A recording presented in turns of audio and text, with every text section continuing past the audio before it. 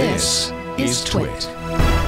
Let's start by talking about this because the Pixel 3a was the big announcement at Google I/O, and I authorized Karsten to run out to the Verizon store.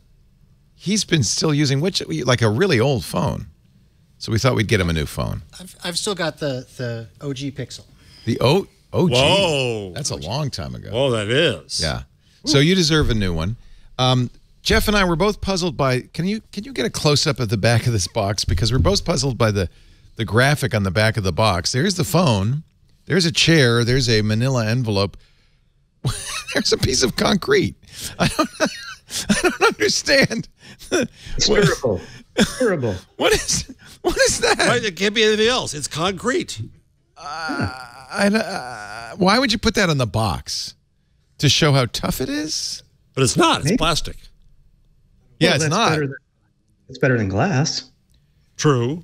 So let's open it up. Do you mind, Karsten, if I open your new phone?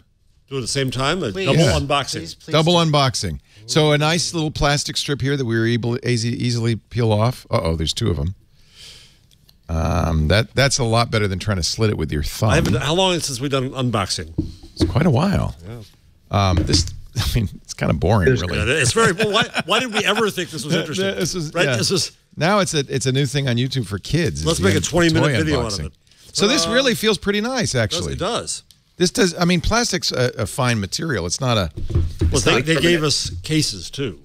Oh, that's good. Were they made out of concrete? So the sacrifice you're making here, there are few. It doesn't have the depth sensing camera on the front, just the standard 8-megapixel front-facing camera. The back does, though, have the same 12.2 megapixel sensor. And they emphasize that the software means this is as good as the Pixel. Right? Well, but I'm wondering about that because it doesn't have the imaging DSP that the Big Brother Pixel has. So it doesn't have the hardware support, but of course that just means probably it does the same things a little bit slower. Dieter Bohn in his Verge review said the camera was exactly, or almost exactly as good. And that's really what people are buying these Pixels for, the same fingerprint reader on the back. This is a 6-inch screen. This is the Pixel 3a XL. They also have a smaller 5. You can see here, so, fairly sizable bezel. Yeah, but you know what you get with that bezel? Two things. No notch. Yay! And a headphone jack. Yay! So to be honest, I think, where's the headphone jack?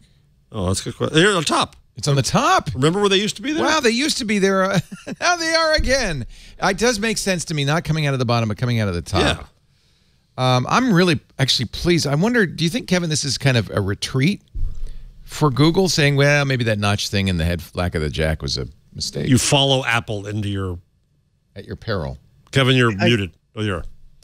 I don't think it's a retreat. I think it's an easy way for them to cut costs in terms of design and special parts. I mean, this starts at $399. I think you guys have the XLs. That's $479.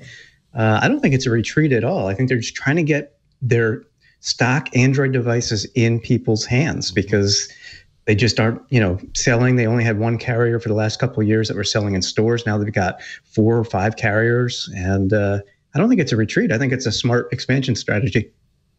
Yeah, I think, Kevin, you're right. You go back, I remember when they introduced Android Low many years ago, the whole strategy was get them in as many hands as possible. Yeah. That's why we go open source. We get them everywhere.